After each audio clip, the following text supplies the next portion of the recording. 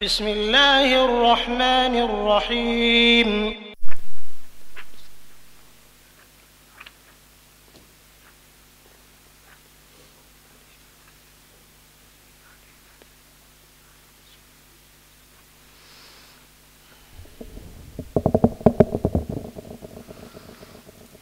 نحمده ونصلي ونسلم على سيدنا ومولانا محمد رسوله النبي الأمين المكين الحنين الكريم الرؤوف الرحيم، أما بعد،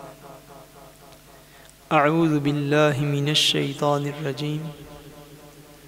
بسم الله الرحمن الرحيم۔ قد نرى تقلب وجهك في السماء فلنولينك قبلة ترضاها فول وجهك شطر المسجد الحرام وحيث ما كنتم فولوا وجوهكم شطره۔ وقال الله تبارك وتعالى في مقام آخر: ان الصلاة كانت على المؤمنين كتابا موقوتا۔ صدق اللہ العظیم۔ ان اللہ وملائکتہ یصلون علی النبی یا ایہا الذین آمنوا صلوا علیہ وسلموا تسلیما۔ اللہم صلی علی سیدنا و مولانا محمد وعلی آلہ واصحابہ وبارک وسلم۔ الصلاۃ والسلام علیک یا رسول اللہ وعلی آلک واصحابک یا حبیب اللہ۔ الصلاۃ والسلام علیک یا رسول اللہ وعلی آلک واصحابک یا حبیب اللہ۔ اللہ تبارک و تعالی وحدہ لا شریک کا بے پایہ فضل و کرم اور احسان و انعام ہے کہ جس نے باعث تخلیق کائنات، رحمت للعالمین، شافع روز جزا حضور سیدنا محمد مصطفیٰ صلی اللہ علیہ وآلہ وسلم کے مبارک وسیلہ سے ہم سب کو دولت ایمان عطا فرمائی۔ اللہ تبارک و تعالی ہم سب کو کما حقہ اس دولت اور نعمت کی قدر کرنے کی توفیق عطا فرمائے، آمین ثم آمین۔ بحمد اللہ تعالی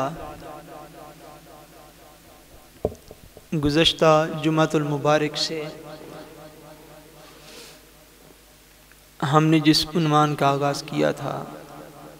اسی کو آگے بڑھاتے ہوئے ہم اپنی گفتگو جو ہے وہ جاری رکھیں گے۔ نماز کی شرائط کے حوالے سے ہماری گفتگو جو ہے وہ جاری و ساری تھی، اور اس میں سے مین دو شرائط جو ہیں ان کا بیان الحمدللہ تعالی ہم کر پائے تھے۔ بقیہ کا ذکر جو ہے وہ انشاءاللہ تبارک و تعالی آج جتنا ہو سکا وہ کر دیں گے۔ شرائط کی ہم نے مین تعریف یہ عرض کی تھی کہ شرائط ان چیزوں کو کہا جاتا ہے جن کا پورا کرنا نماز سے پہلے جو ہے وہ لازمی ہے۔ اس میں ایک شرط جو ہے وہ طہارت ہے جس کا ہم نے بیان کیا تھا، اور طہارت سے مراد یہ ہے کہ نماز شروع کرنے سے پہلے نمازی کا لباس، اس کا جسم اور جس جگہ پر وہ نماز ادا کر رہا ہے وہ جگہ جو ہے وہ پاک و صاف ہونی چاہیے۔ دوسرا ہم نے یہ عرض کیا تھا کہ ستر عورت جو ہے کہ وہ منیمم لباس جو شریعت مطہرہ نے مقرر فرمایا ہے نماز ادا کرنے کے لیے، اور عام صورتوں میں بھی عورت ہو یا مرد ہو، اس کے لیے جو منیمم لباس کا حکم ہے بالخصوص نماز کے حوالے سے، اس کا بھی ذکر الحمدللہ تعالی ہم کر چکے ہوئے ہیں۔ آج سے نماز کی تیسری شرط جو ہے، تیسری، چوتھی اور پانچویں، اس کا ہم انشاءاللہ تبارک و تعالی بیان کا ارادہ رکھتے ہیں۔ نماز کی تیسری شرط یعنی وہ کام جو نماز سے پہلے کرنے لازمی ہیں، اس میں سے تیسری شرط استقبال قبلہ ہے۔ استقبال، بولیے نا سارے، بولی استقبال قبلہ، یعنی قبلہ کی طرف رخ کرنا۔ یہ نماز سے پہلے شرائط میں شامل ہے کہ جب بھی آپ نماز ادا کریں گے تو اس طرف منہ کر کے نماز ادا کریں گے جو طرف، جو سمت، جو ڈائریکشن اللہ تبارک و تعالی اور اس کے پیارے رسول صلی اللہ علیہ وآلہ وسلم نے تمام دنیا بھر کے مسلمانوں کے لیے مقرر فرما دی۔ اور وہ سمت اور وہ ڈائریکشن کیا ہے؟ وہ ڈائریکشن خانہ کعبہ ہے۔ خانہ کعبہ کی طرف منہ کرنا، اس کو فقہی اصطلاح میں کہتے ہیں استقبال قبلہ، یعنی قبلہ کی طرف اپنا منہ کر لینا۔ یہ نماز کی شرائط میں شامل ہے۔ مسلمان دنیا میں جہاں بھی ہو، جس علاقے میں رہ رہا ہو، از شرق تا غرب، پوری دنیا کے اندر جس حالت میں گاؤں ہو یا شہر ہو، ایشیا ہو یا یورپ ہو، افریقہ ہو یا اسکینڈینیویا ہو، مسلمان جب بھی نماز ادا کرے گا اس مقدس گھر کی طرف منہ کر کے نماز کو ادا کرے گا جس جگہ کو اللہ تبارک و تعالیٰ نے مسلمانوں کے لیے قبلہ کے طور پر پسند فرما لیا ہے۔ تاجدار کائنات صلی اللہ علیہ وآلہ وسلم جب مدینہ منورہ میں تشریف لے کر آئے ہیں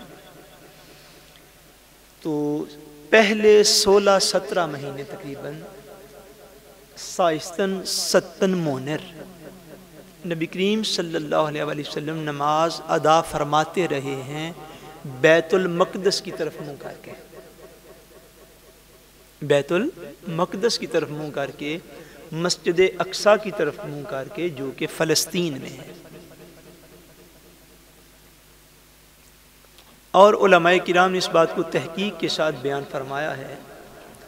کہ حضور نبی کریم صلی اللہ علیہ وآلہ وسلم جب مکہ معظمہ میں نماز ادا فرماتے تھے تو اس وقت بھی حضور صلی اللہ علیہ وآلہ وسلم بیت المقدس کی ہی طرف منہ کر کے نماز کو ادا فرمایا کرتے تھے۔ اور صحن کعبہ میں بھی جب آپ کھڑے ہوتے مکہ معظمہ میں ہجرت سے پہلے، تو صحن کعبہ میں جب آپ کھڑے ہوتے تو حضور صلی اللہ علیہ وسلم اس ڈائریکشن میں کھڑے ہوتے، اس سمت میں کھڑے ہوتے کہ خانہ کعبہ بھی آپ کے سامنے ہوتا اور اسی سمت میں بیت المقدس اور مسجد اقصیٰ بھی آپ کے سامنے ہوتی۔ آپ صحن کعبہ میں بھی اس سمت میں جا کے حضور کھڑے ہوتے تھے، لیکن قبلہ تب بھی بیت المقدس ہی تھا۔ جب تاجدار کائنات صلی اللہ علیہ وآلہ وسلم ہجرت فرما کے مدینہ منورہ آ گئے تو مدینہ منورہ اپنی لوکیشن کے اعتبار سے، اپنے محل وقوع کے اعتبار سے، چونکہ ایسی ڈائریکشن میں تھا کہ وہاں پہ یہ پاسبل نہ تھا کہ حضور صلی اللہ علیہ وآلہ وسلم ایک ہی وقت میں دونوں کی طرف منہ کر سکتے۔ مدینہ منورہ میں لوکیشن ایسی تھی کہ جب آپ بیت المقدس کی طرف منہ فرماتے تو خانہ کعبہ کو پشت ہوتی تھی، خانہ کعبہ کو پشت ہوتی تھی، یعنی وہ بیک سائیڈ پہ پڑتا تھا۔ چونکہ نبی کریم صلی اللہ علیہ وآلہ وسلم بیت المقدس کی طرف منہ کر کے نمازیں ادا فرما رہے تھے، اس لیے تاجدار کائنات صلی اللہ علیہ وسلم نے مدینہ منورہ میں بھی اپنے اس معمول کو جاری رکھا اور بیت المقدس کی طرف 16-17 مہینے کم و بیش تاجدار کائنات صلی اللہ علیہ وآلہ وسلم نے نماز ادا فرمائی۔ مگر حضور کے قلب اقدس میں اس بات کا بڑا شوق تھا، بڑی ایک آرزو تھی کہ اللہ تبارک و تعالی آپ کے لیے قبلہ کو بدل دے، آپ کی خاطر اللہ تبارک و تعالیٰ قبلہ کو بدل دے اور بیت المقدس سے چھوڑ کے اس طرف منہ کر لیں جو گھر حضور کے دادا جان حضرت سیدنا ابراہیم علیہ السلام نے اللہ تبارک و تعالیٰ کے لیے تعمیر کیا تھا۔ حضور صلی اللہ علیہ وسلم کے قلب اقدس میں یہ خواہش تھی، اور اس خواہش کی تکمیل کے لیے تاجدار کائنات صلی اللہ علیہ وسلم کے قلب اقدس میں بعض اوقات اتنی خواہش بیدار ہوتی کہ حضور صلی اللہ علیہ وسلم اپنا چہرہ اقدس جو ہے وہ آسمانوں کی طرف اٹھا لیا کرتے۔ عام معمول میں، عام روٹین میں آپ کا ایسا معمول نہ تھا، معمول مبارک ایسا نہیں تھا، لیکن اس چیز کی آپ کے اندر طلب اور تڑپ اور آرزو اتنی تھی کہ آپ اپنے چہرہ اقدس کو بھی آسمان کی طرف اٹھا لیتے ہیں۔ جب تاجدار کائنات صلی اللہ علیہ وسلم کی خواہش جو ہے اتنی زیادہ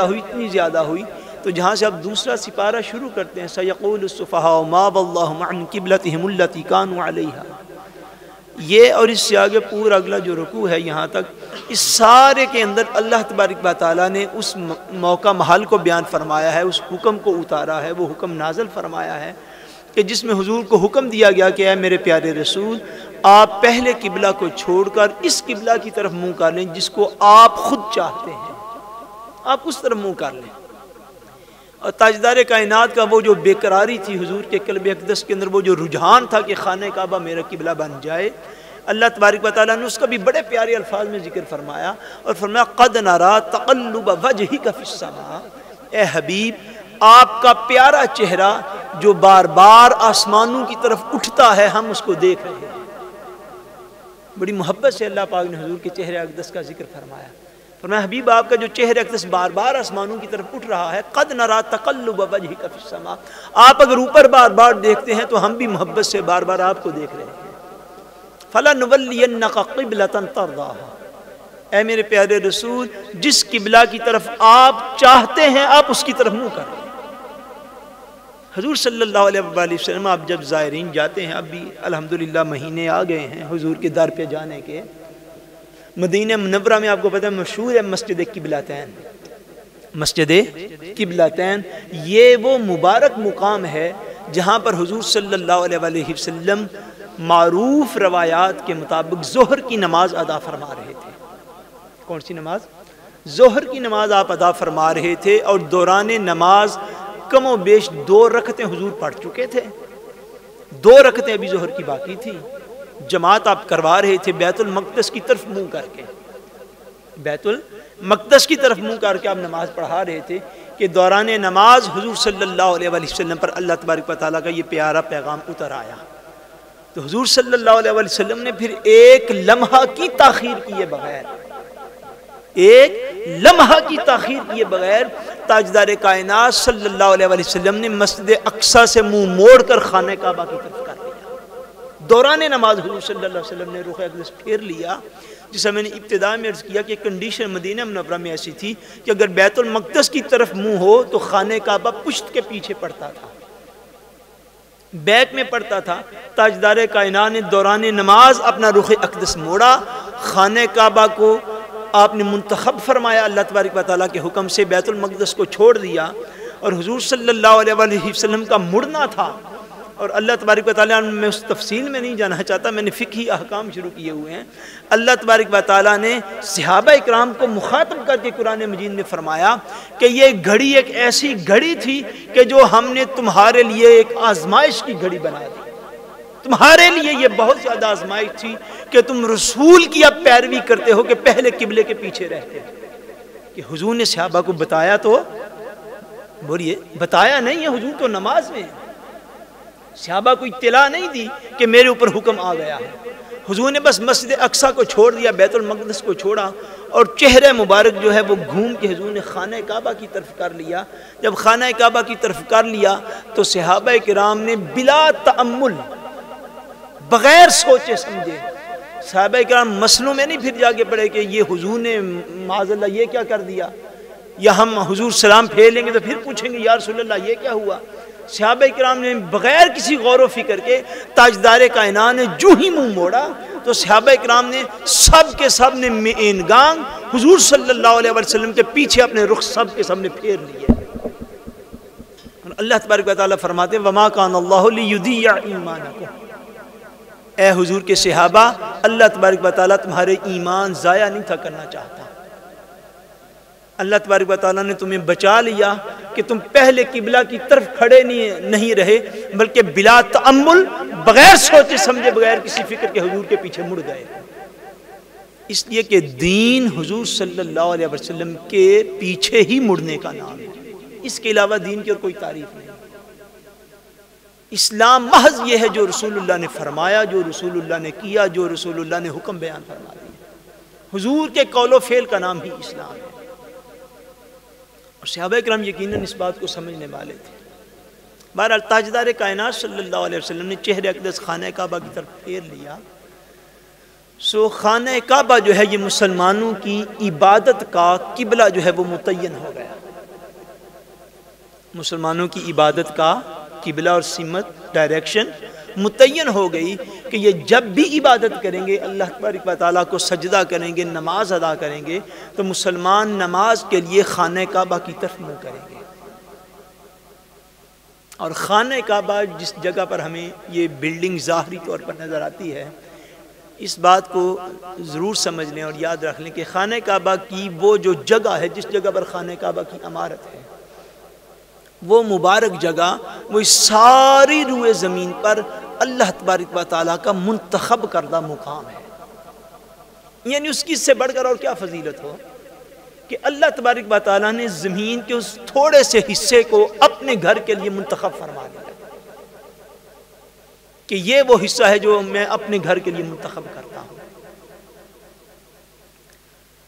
اور خانہ کعبہ تحت الثری سے لے کر کیا تحت الثری سے یعنی زمین کی سب سے نیچے والی سطح سے لے کر آسمانوں کی سب سے اوپر والی سطح تک یہ ساری جو فضا ہے خانہ کعبہ کی، یہ ساری فضائے خانہ کعبہ جو ہے زمین کی گہرائیوں سے لے کر آسمان کی وسعتوں تک، یہ جتنی جگہ خانہ کعبہ کی اس سے اوپر بھی آسمانوں تک اور اس سے نیچے بھی زمینوں کے آخر تک، یہ ساری کی ساری جگہ جو ہے یہ خانہ کعبہ ہی کہلائے گی. اور اگر کوئی بندہ فضا میں موجود ہو بالفرض یا زمین کے کسی ایسے، اب زمین ساری یوں پیرلل اور برابر تو نہیں ہے، زمین برابر اس طرح یہ بالکل جس طرح ہوتی ہے یوں چٹائی نہیں بچھی ہوئی، زمین اس طرح اس رخ پر ہے. زمین کے کچھ حصے نیچے ہوتے ہیں، کچھ اوپر ہوتے ہیں. یعنی جو زمین کے بالائی علاقے ہیں وہ پاسبل ہیں خانہ کعبہ کی وہ جو سطح ہے اس سے اونچے ہوں گے. زمین کے جو زیریں علاقے ہیں وہ خانہ کعبہ کی سطح سے نیچے ہوں گے. نہ بھی ہوں تو پھر بعض اوقات ایک مسلمان جو ہے وہ سمندر کی جو گہرائیوں میں بھی اتر سکتا ہے. بات کو سمجھیں، سمندر کی گہرائیوں میں جب اترے گا پھر تو خانہ کعبہ کے لیول سے نیچے چلا جائے گا. جب جہاز میں اوپر ہوگا تو وہ خانہ کعبہ کے وہ جو عمارت ظاہری طور پر نظر آتی اس سے اونچا چلا جائے گا. بندہ کوئی زمین کی فضا سے باہر بھی نکل جائے، حتیٰ کہ کوئی مسلمان چاند پہ جا پہنچے، کسی بھی سیارے پہ جا پہنچے، یہ بات یاد رکھیں کہ خانہ کعبہ کی وہ جو فضا ہے عرش تک اور نیچے تحت الثری تک، وہ جو علاقہ ہے اس کی طرف منہ کرنا یہ نماز کے اندر شرائط میں سے.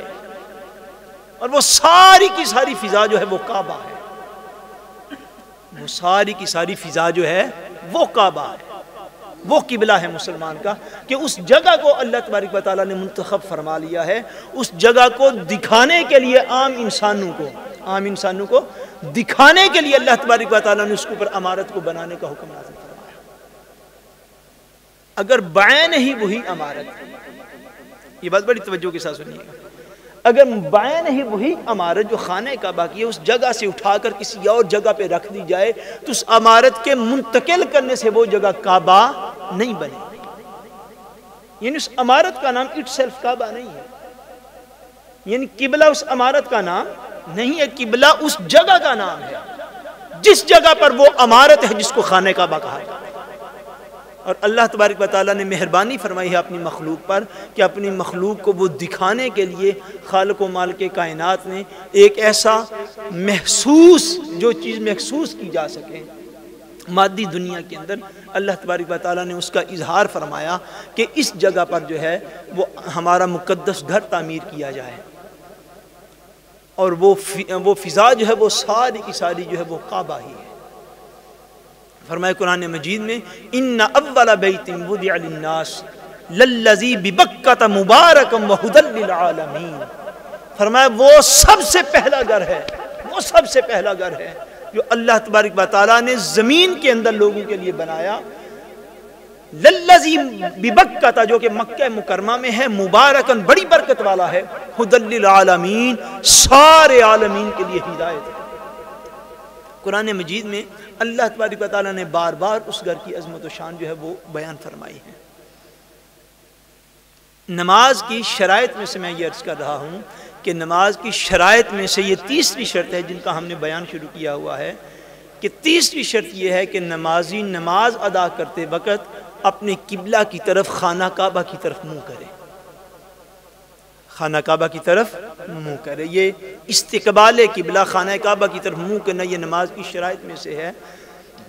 اگر معاذ اللہ کوئی خانہ کعبہ کی طرف نہیں کسی اور طرف منہ کر کے نماز پڑھنا چاہتا ہے تو اس سے نماز نہیں ہوگی۔ اب اس کے آگے جو ہیں وہ تفصیلی مسائل ہیں، مختصر آپ یہ سمجھ لیں کہ خانہ کعبہ کو یہ بڑی لازمی بات ہے، خانہ کعبہ کو سجدہ نہیں کیا جاتا ہے، یہ بات آپ نے یاد رکھنی ہے۔ خانہ کعبہ کو سجدہ، بولو نا یار، خانہ کعبہ کو سجدہ، یہ دین کی یہ بات، اس بات کو آپ نے یاد رکھنا ہے۔ خانہ کعبہ کو سجدہ نہیں کیا جاتا، سجدہ اللہ تبارک و تعالیٰ کو کیا جاتا ہے۔ خانہ کعبہ وہ ڈائریکشن اللہ تبارک و تعالیٰ نے مقرر کر دی ہے، وہ سمت مقرر کر دی ہے کہ جس نے مجھے سجدہ کرنا ہے اس طرف منہ کر کے کرے، بس۔ جملہ فضائل کے باوجود جو خانہ کعبہ کے ہیں، جملہ سارے کے سارے فضائل کے باوجود میں مختصر آپ کو بس بات عرض کر رہا ہوں جو مسئلے کے اعتبار سے، وہ یہ کہ سجدہ کوئی بندہ یہ نہیں کہہ سکے گا مسلمان، نہ ہی مسلمانوں کا ایسا عقیدہ پہلے رہا ہے، نہ آج ہے، نہ قیامت تک ہوگا، لیکن انفارمیشن کے لیے عرض کر رہا ہوں، کوئی بھی شخص یہ نہیں کہہ سکے گا کہ میں خانہ کعبہ کو سجدہ کرتا ہوں، ایسا نہیں کہنا چاہیے۔ جب آپ نماز کی نیت کرتے ہیں تو کیا نیت کرتے ہیں؟ خانہ کعبہ کے حوالے سے ہم کیا کہتے ہیں؟ منہ طرف کعبہ شریف دے، کیا؟ یہ نہیں کہ سجدہ طرف کعبہ شریف دے، نہیں، سجدہ بھی طرف کعبہ شریف کی ہوگا، مگر ایسا نہیں کہہ سکتے کہ ہم سجدہ کعبہ کو کرتے ہیں، نہیں کرتے، ہم سجدہ اللہ تبارک و تعالیٰ کو کرتے ہیں، اور جس طرف اس نے مقرر فرما دیا ہے کہ اس طرف منہ کر کے کرنا ہے، اس طرف کا نام خانہ کعبہ۔ اس لیے نماز میں بھی جب آپ پنجابی میں یا اردو میں نیت کرتے ہیں تو یہی کہتے ہیں کہ منہ طرف کعبہ شریف کے، کہ مسلمان منہ کرتا ہے خانہ کعبہ کی طرف، منہ خانہ کعبہ کی طرف کیا جائے گا، مگر سجدہ اللہ تبارک و تعالیٰ کو۔ خانہ کعبہ کی بھی، یہ اسلام کے توحید کے مسائل میں اس بات کو سمجھ لیں، خانہ کعبہ کی بھی عبادت کرنا جائز نہیں ہے۔ کوئی شخص معاذ اللہ ایسا نہیں کہہ سکتا کہ ہم خانہ کعبہ کی عبادت کرتے ہیں، نہیں کہہ سکتا۔ کوئی شخص ایسا نہیں کہہ سکتا کہ ہم خانہ کعبہ کو سجدہ کرتے ہیں، نہیں، عبادت اللہ تبارک و تعالیٰ کی ہے، سجدہ اللہ تبارک و تعالیٰ کا ہے، ساری کی ساری عبادت اور سجدہ جو ہے وہ اللہ تبارک و تعالیٰ کے لیے ہے، مگر اللہ تبارک و تعالیٰ کو سجدہ کرنا ہو روٹین میں، معمول میں، تو کس طرف منہ کر کے کیا جائے، وہ طرف جو ہے وہ اللہ تبارک و تعالیٰ نے ہمارے لیے خانہ کعبہ مقرر فرمایا ہے۔ بقیہ اس کے جو مسائل ہیں وہ تفصیل کے ساتھ انشاءاللہ تبارک و تعالی نماز کی شرائط کو جو ہیں وہ آئندہ جمعۃ المبارک کو عرض کریں گے۔ وما علینا الا البلاغ المبین، جن احباب نے سنت ادا کرنی سنت ادا کر